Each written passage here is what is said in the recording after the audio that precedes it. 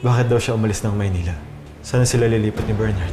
Nilayasan ni Angela si Bernard nang walang pasabi. Sigurado ka? Balak ng araw mag-annulment. Ilang linggo na rin silang nagkakalabuan. Nabuntis ni Bernard yung katrabaho namin, si Chloe Siquel. Karma na mismo ang gumagantay para sa akin. Bago ako umalis ng Maynila, natatakot ako. Pero nung lumabas ako sa airport ng Cebu, I just felt so free and happy. Kailan ka ba bibisita ng Maynila? Nako, matagal pa. This was taken from my last checkup para lang alam mo na buntis pa rin ako. Responsibilidad mo din to. And this is what Angela would have wanted. Gagamitin ang pangalan ni Angela para makuha mo yung gusto mo. Kung gusto mong sirain yung buhay mo dahil iniwan ka ni Angela, pwede ba isipin mo may anak ka pa rin? I miss you so much. Ay, nakakamiss din dito sa Manila. Pwede ba dito ka na lang ulit, na? Problema namin to! Ikaw ang problema! Wala kang ginawa kundi uminom, matulog at magalit! Ang dapat mong gawin, ayusin yung buhay mo! Kamusta na po kayo, Nay? Hindi ko na alam kung anong gagawin ko kay Bernard. Ikaw lang ang pwede magpatid mo sa kanya. Hindi ko na kaya. Tulungan mo naman ako. Bigyan mo naman ako ng chance, oh.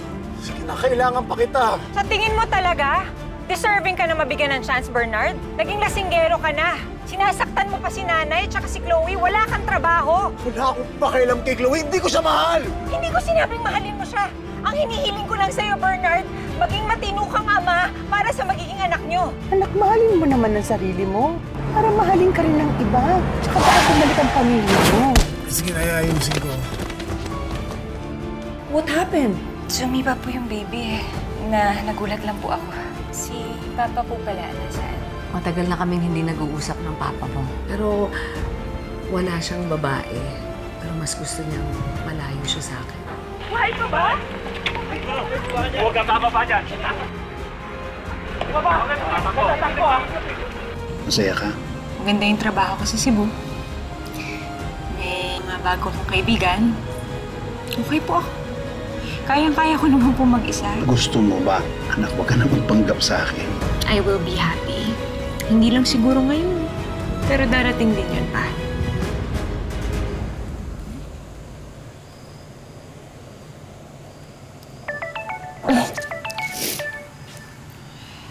Si Nanay. Hello, Nay?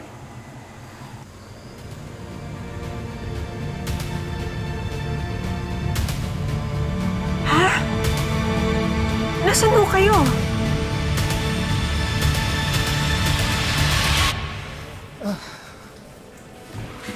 Bernard? Angela! Bernard!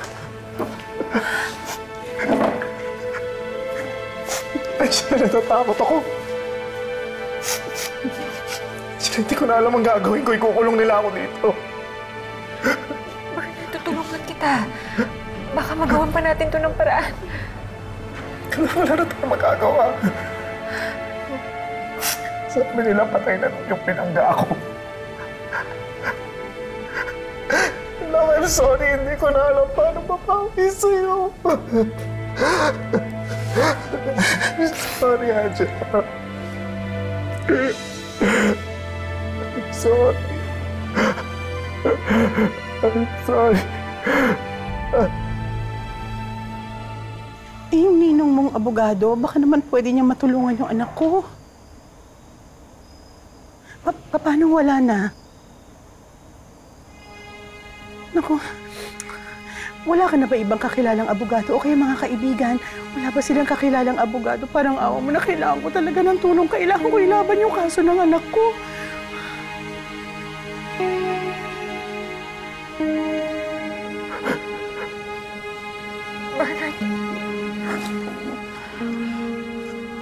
Bernard, hindi mo kailangan bumawi.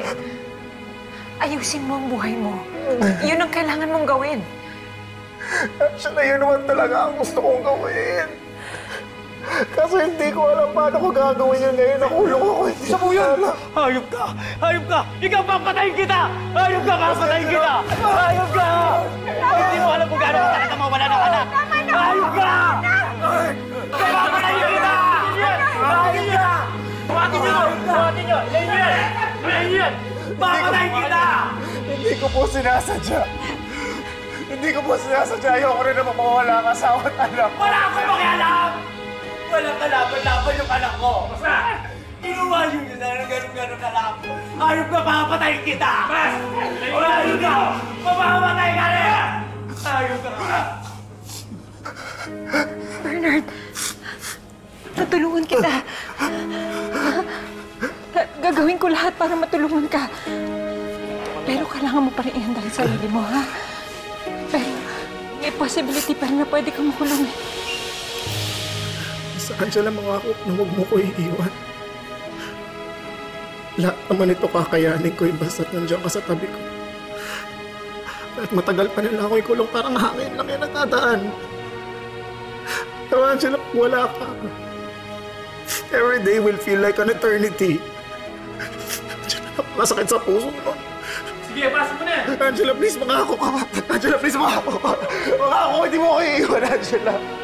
Angela, I'm sorry.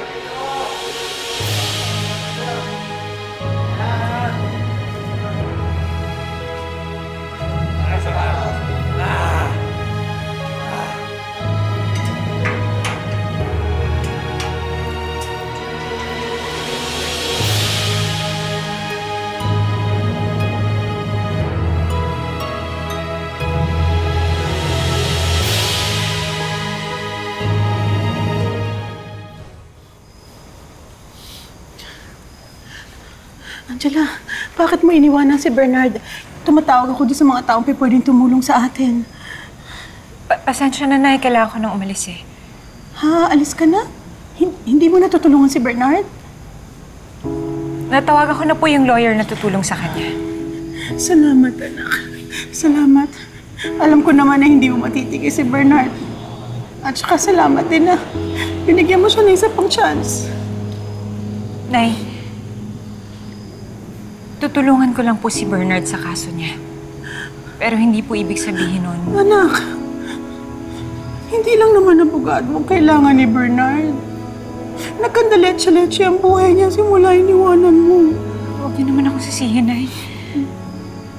Alam niyo yung hirap na pinagdaanan ko, diba? Anak, alam ko. Pero asawa mo pa rin siya. Tsaka siya tatay ng anak mo, diba? Huwag mo naman siya iwanan ng ganito. Maawa ka naman, anak. Maawa ka naman. Angela!